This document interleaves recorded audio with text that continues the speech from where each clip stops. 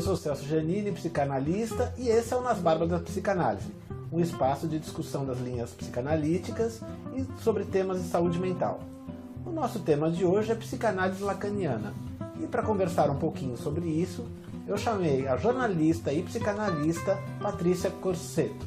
Tudo bem, Patrícia? Tudo bem, Celso. Obrigada pelo convite. Eu que agradeço. E eu queria começar o nosso papo, Patrícia, perguntando, para quem não conhece, para o público que não conhece muito da psicanálise, quem foi o Jacques Lacan e por que você escolheu ir por essa linha da psicanálise? Bom, Jacques Lacan é um psicanalista francês que nasceu em 1901, faleceu em 1981. E o Lacan ele revolucionou a psicanálise, né? Tanto na forma de transmitir a psicanálise, como na formação dos psicanalistas, né? Ele, a princípio, ele propôs uma releitura de Freud, um retorno a Freud, e a grande sacada aí do Lacan foi a questão do inconsciente, né? Dizer que o inconsciente é estruturado como uma linguagem.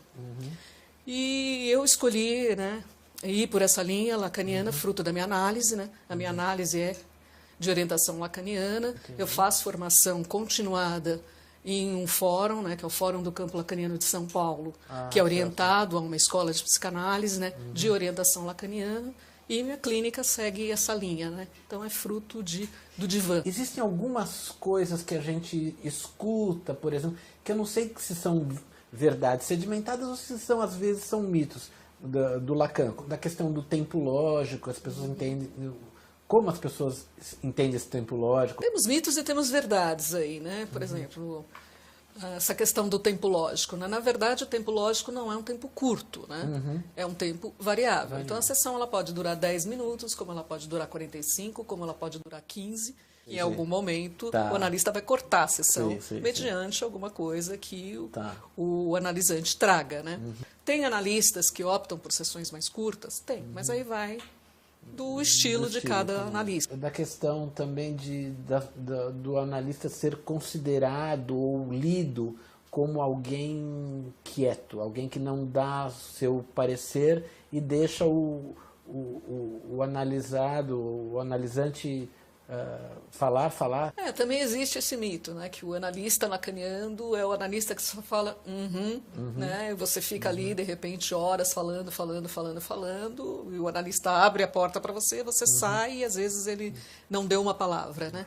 Que também é de estilo de cada analista, mas a gente fala, a gente pontua, tem sessões que o analista fala mais, tem sessões que o analista fala menos, até porque o nosso lugar ali é de escuta, né? E muitas vezes o silêncio do analista também diz, né? A gente não pode esquecer disso, que o silêncio também diz. Eu acho que você destacou uma coisa muito importante, que é a questão da pessoa falar e ela ter a própria capacidade de desenvolver o pensamento e o analista deixar ela desenvolver. E é bacana a gente ver o efeito que uma análise lacaniana faz, porque eles dizem, né? Ninguém nunca tinha me perguntado isso, sabe? Eu nunca tinha sacado aquilo. Então você vê que realmente, né, faz um efeito. Quando a pessoa topa a parada, porque tem que topar também. Sim, é um comprometimento. Sabe? Isso realmente tem que estar disposta a ir lá, associar livremente, a falar.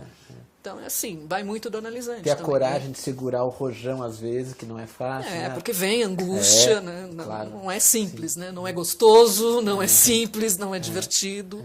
Mas eu acho que todo mundo que tivesse oportunidade deveria e poderia passar por isso. Qual o papel da psicanálise na sociedade contemporânea? Qual é a importância da psicanálise na sociedade contemporânea? Bom, eu acho que a psicanálise, né, eu sempre falo, né, que o psicanalista, eu acho que ele tem que sair do conforto do seu consultório. Ele tem que ir para a rua, ele tem que ouvir as pessoas, né? E eu acho que, sim, a psicanálise não é a verdade, né? Mas acho que ela pode dar contribuições e pode dar respostas no laço social. Né? Sim. Porque quem vem procurar um consultório é uma pessoa que está disposta a se conhecer, a discutir, a ser ouvida, mas tem muita gente que quer falar e não é ouvida. Daí essa necessidade urgente. Quais os projetos que você coordena em de psicanálise Olha, hoje? eu comecei com um site, né? Foi o meu primeiro projeto de psicanálise. Minha ideia na época foi fazer um site de psicanálise, mas conversando com outras correntes, né?